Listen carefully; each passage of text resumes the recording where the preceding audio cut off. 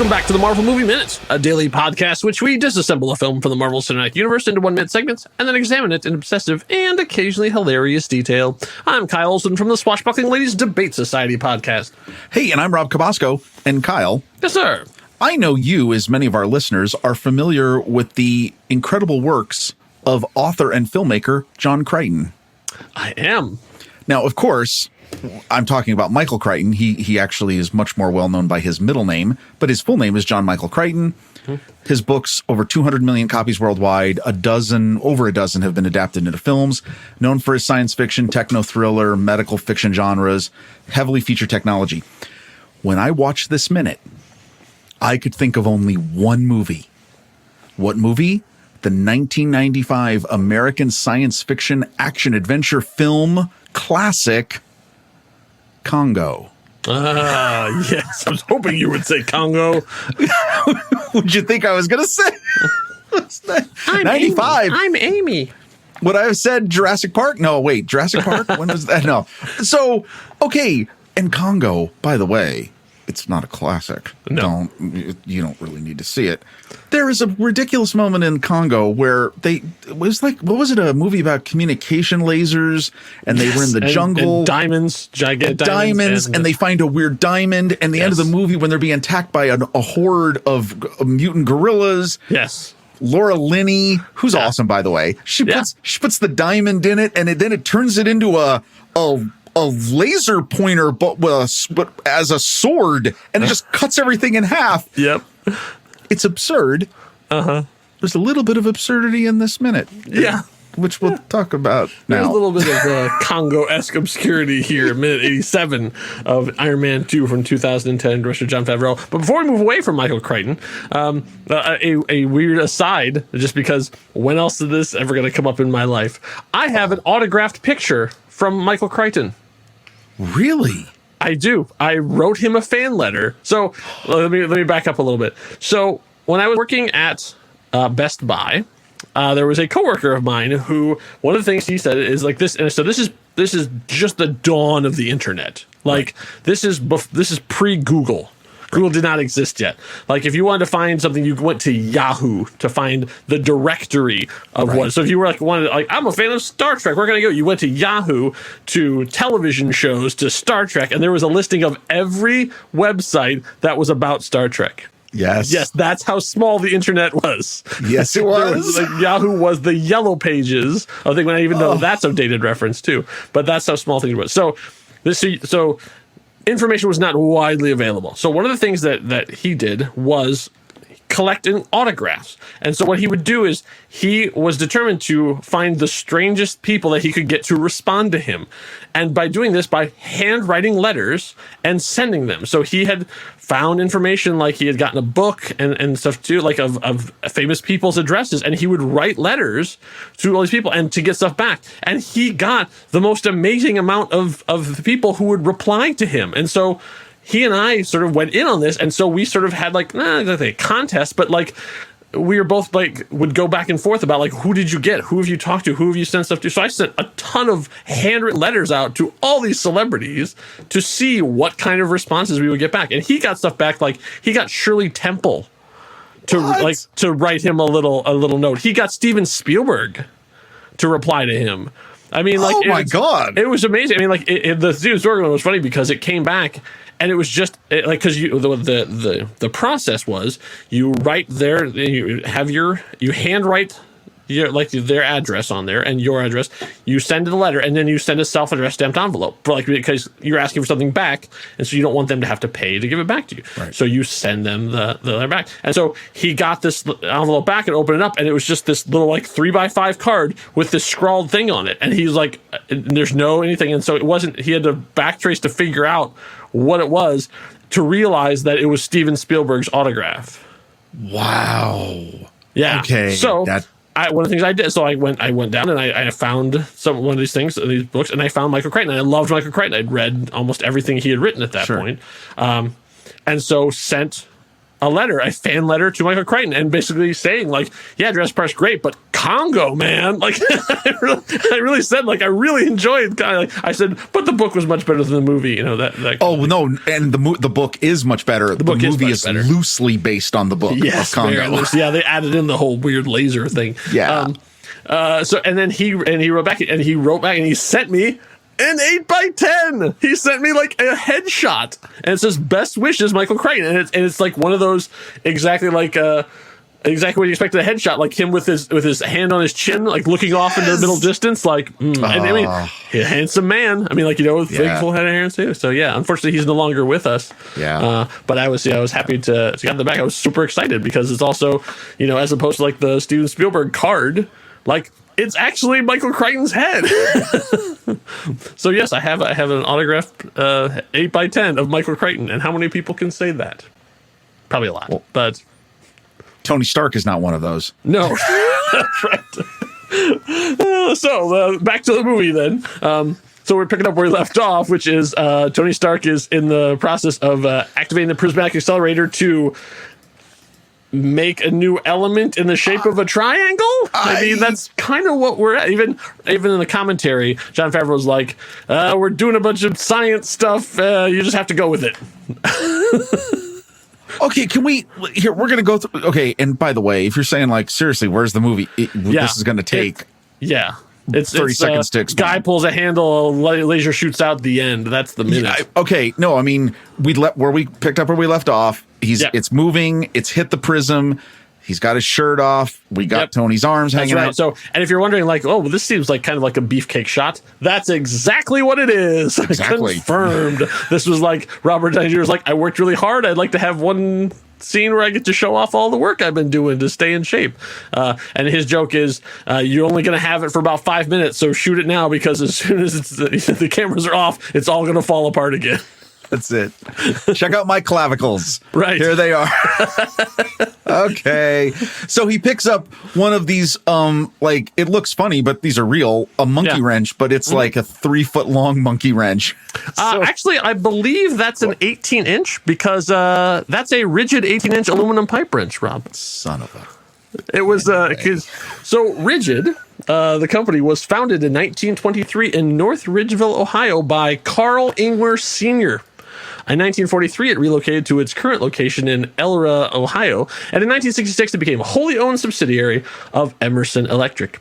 If you would like to see more of their history, they actually have a great timeline on their website. If you go to rigid.com/US/EN, rigid builds-timeline, you actually can see year by year all the wonderful events that happened in Rigid's history. Yes, so this is the 18-inch aluminum pipe wrench. I think I sort of figured out how tall Robert Downey Jr. was, so how long his arm was, and then sort of, because it wasn't the 24, because the 24 would be much longer, so I think this is the 18, and also this is still available, so if you want to have your own piece of Iron Man 2 memorabilia, you can still buy this at Home Depot. This is where I found the information. So the wrench turns pipes up to 2.5 inch and is made of durable, lightweight aluminum. It has a full lifetime warranty. It offers the same durability and ease of use found in all Rigid heavy-duty wrenches. The Rigid aluminum pipe wrenches provide professional strength in lightweight aluminum. Its nominal handle size is 18 inches, suitable for all forms of pipe work. It has an adjustable nut and I-beam handle, which we're all looking for. And a full lifetime warranty against material defects and workmanship. When you want to create a new element, you choose Rigid. Wow, so that's how it feels when I bring up ridiculous facts in the Yes. Dude, I had no idea that was going to happen. I was just like, it's a real long monkey wrench, right?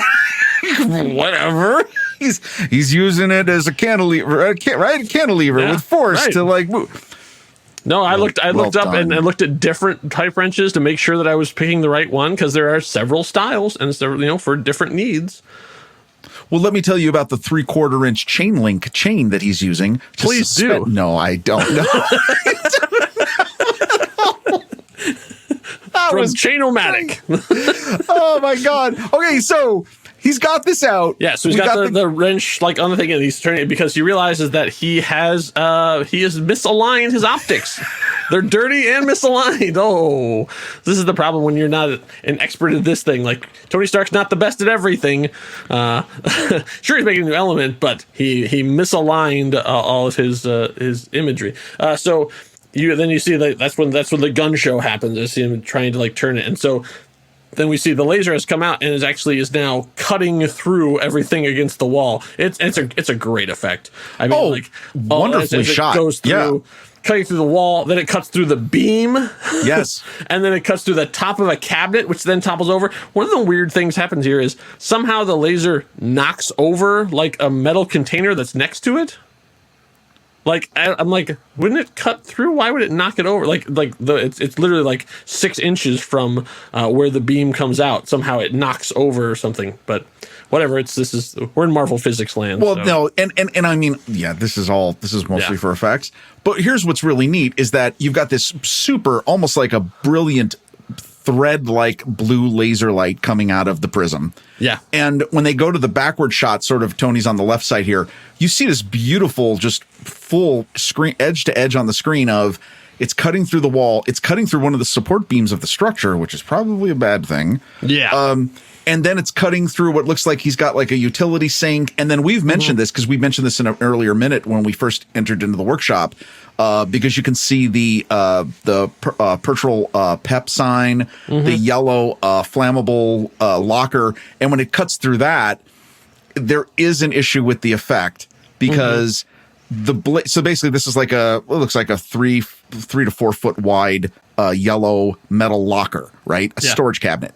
And as the beam gets about halfway through the cabinet, the whole top third of it starts to come forward, which is weird because it hasn't finished cutting through it. And honestly, the physics of that are a little wonky, but maybe not. If there was a lot of heavy stuff on the front side of the cabinet, that may happen. And then it goes through what's next to that, which looks like a bunch of books and some other things. And as it's getting closer to that cylindrical metal object we talked about with the triangle, here's my concern. Yeah. If this laser is doing this, is it going through the wall? Yeah, that's a good question. How far back does it go? Because it stops before it gets to the servers, which is good because it might shut the whole thing down. But what's behind there? I mean, that's the same area that we saw earlier in the movie when Pepper had the cold and they were walking through, right? Right. Isn't that where the 3D printer is that's printing out the next set of Iron Man armor? Isn't that back there? I think some of that's there. But I mean, since we saw this during the battle in the kitchen and the living room and the other stuff upstairs earlier on, I think it would have been neat if as he would have done this, you would have started seeing water spray out, to show you that the laser is causing through the wall damage here. Of course, then if it's too powerful, then the whole building comes down, and we don't want that to happen. True. I mean, the nice thing is because they're underground. Like after that, then it's dirt. Right. So I mean, like the soil, I think would probably stop it. But a really nice effect. I mean, even to the point where it zooms in as he's getting it closer to the triangle, you can actually see it even cutting a line on the metal cylinder. It's just really well done. Which is interesting because did you notice the continuity error? It happens right at that moment. It's probably at minutes, probably at 30 seconds into minute 87. No, go ahead. Okay. So we have this setup. We have the beam is coming out. It's at the wrong angle. He has to use it and we see it's cutting through everything. It cuts through the wall. It cuts through the cabinet. It cuts through the pillars. Everything all the way through. Apparently, it doesn't cut through any of the wires that are on the left side of the bracket because there's a bunch of just very thin wires coming through, and it leaves them entirely untouched. You're completely right. Wow. It is a great effect. But they totally forgot about the fact that they have all these set dressing wires coming off the side of it. It would have sliced right through those wires as well. Oh, I didn't. Okay, I didn't notice that. You know what I got distracted by is right before it cuts to the close-up shot of the cylinder. Yeah. When it hits the bookcase, so it's just cut through the yellow flammable cabinet. Yes. When it hits the bookcase, the laser hits something and there is an incredible flash of light. And if you pause it, you'll see, obviously a lot of CGI went into this because it's artificial light. You can see they probably did it in post. And I'm sure there were some practical effects on set in doing this too, just to kind of get the lighting right and everything. But I'm noticing like, well, what did he hit? He hit a book and the book blew up? Like that doesn't make any sense. And then when it goes to the close-up, my eye is so focused on, oh yeah, look, it's making the little light. And I'm assuming that metal is some crazy strong metal. It's not vibranium, but it's something, right? Right. But yeah, those wires would have been severed. Yeah. That's clear.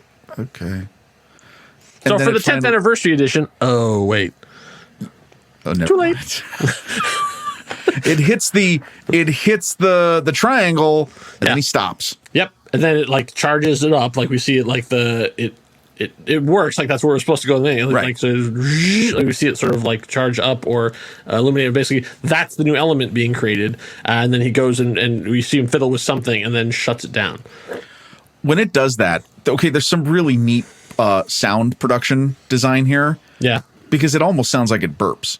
Like there's an organic sound. It's not just not machinery. It's got a very interesting growl, like as it's fully charging up on the triangle before he cuts the power on it. And then you see he turns everything off and it's glowing incredibly bright. He crawls underneath. He says, that was easy. Oh, that was easy. He needs a button for that. Okay. That was easy. Now, a little bit of a knock on this. Uh-huh. It was too easy. Because, dude, I mean, seriously. Well, yes. At this point, it's just like we're third act. Like we got to get going, man. Like, well, okay, we're coming to the end of a really boring series of minutes. Well, there were some conversations. Stuff happened. The strawberries, but listen. So wait. No, okay, and then he walks up to basically the element, and then he looks down in it. Close to it, and that's where the minute comes to an end. That's where the minute ends. Okay, so what has happened here? There was the plan for this mini accelerator. Yes. In Howard Stark planted that in the model of the Stark Expo. Yes, he used the map of the Stark Expo to show the atomic structure of a new element that at the time, 1974, he could not synthesize. Oh, so it's the structure of the element. It has nothing to do with the accelerator. No. Okay. This is once again my interpretation of this. Well, and there is no other interpretation because everyone's really admitted. Yeah, even Jon Favreau's been like, we're doing a lot of hand waving here. Like, it's like you made put a bunch of dots on the thing and then used a laser to shoot a triangle and now we get a new suit. Okay, and that's it, and it's a prism and the acceleration of some sort of particle, and that's the thing is like there's a little step in there that I feel like they missed. Now I don't need you. I mean, you can say Vita rays, and I'm like, okay, Vita rays, sure. And for those of you who don't know what I'm talking about, that was Stan Lee's explanation of how Captain America went from skinny little Steve Rogers to super buff Captain America. It is like they used Vita rays. It was just something he made up. Just like he didn't know anything about what gamma rays were. He just knew that he had never heard them in anything he'd ever read, so he figured he could use them and just say, yeah, gamma rays, that's what turns a little guy into a big green guy. And the same thing here, like, I don't need to know like the specific thing, but it seems like we went from like I hid the atomic structure to now we were shooting a laser into a triangle. Like something is missing here. Like, how did you know to do the thing? Where did the triangle come from? Why is it a triangle? Why is it a laser? Why do you have to accelerate something to shoot something to make this? Yeah. I mean, I guess it's better than just like watching like a paint mixer. Like that was just put some stuff in and he just sits there and watches it, and it comes. You know out, what? I'll tell you this. Look, a new element. Maybe what he did is he had Jarvis extrapolate the speeds that are needed for the particle acceleration to actually enable their structures to match what Howard had hidden inside the model. Yes. That makes all sense now. Actually, the more I think about it, the more I actually like this. Let's pretend that he figured out where it would go on the periodic table. Like he figured out it's going to be, I don't know, 135 and a half. Like basically like it's going to be right in between some. I don't know where it fit, but like, so he took the thing that was next to it. So let's say ultrium, whatever, like basically like a metal that's like this, and made the triangle of that. And now he's shooting photons? No. Protons? Yeah. Electrons. Let's say electrons. Electrons, that's fun because it's, energy. So he's shooting electrons into this thing to create this, to bump it up from one thing to the next, to get to the next thing on the atomic scale. And there's and every scientist who's listening to this is like, that's not how any of this works. We know. I know. I'm just trying to, this is my high school chemistry or science classes that I barely paid attention in. So that's what I'm thinking. He's taking a thing, shooting it with an energy enhancement thing that's going to bump it into to create the other thing. See, and I'm going to tell you, make no mistake, I still love this movie.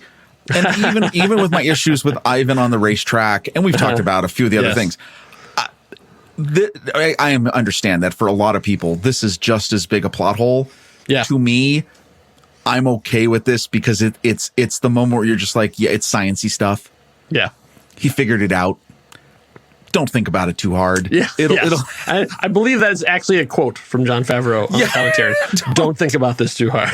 Don't worry about it. It was only the third movie. We still figuring stuff out. We're still figuring stuff out. And also, I believe there was a lot of people asking him to do a lot of things to set up future events. Yes. So that's pretty much what all of the Minute 86 was about.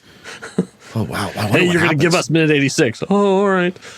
So he's got this cool little glowing triangle. He's got a glowing triangle, and he's looking closely at it, and that's where the minute comes to an end. So we're not going to find out what is this glowing triangle, did it work, and what will happen next. We won't find out until minute 88.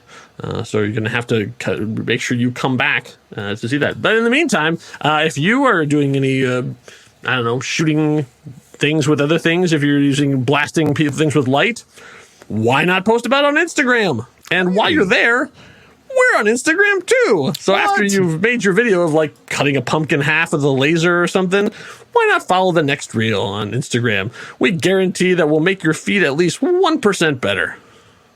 And that's a Rob Cabasco guarantee. Now hold on a second. Yeah, actually 1%. That's as high as I will guarantee. Yeah. 1%. You were correct. No, I have no problem with that. Rob Cabasco stands behind the Rob Cabasco guarantee. The 1%, the Rob Cabasco 1% guarantee. The Rob Cabasco 1% guarantee. I want a t-shirt. Jeez. Maybe. Well, that'll be for a future commercial. But in the meantime, follow the next reel on Instagram. We are doing our part to keep the world full of pretty pictures. Yeah. So in the meantime, make sure you're back here for minute 88. We're going to see, unfortunately, the end of the gun show for now. But it's the return of the two most important characters in this movie. And so you don't want to miss it. Enough said.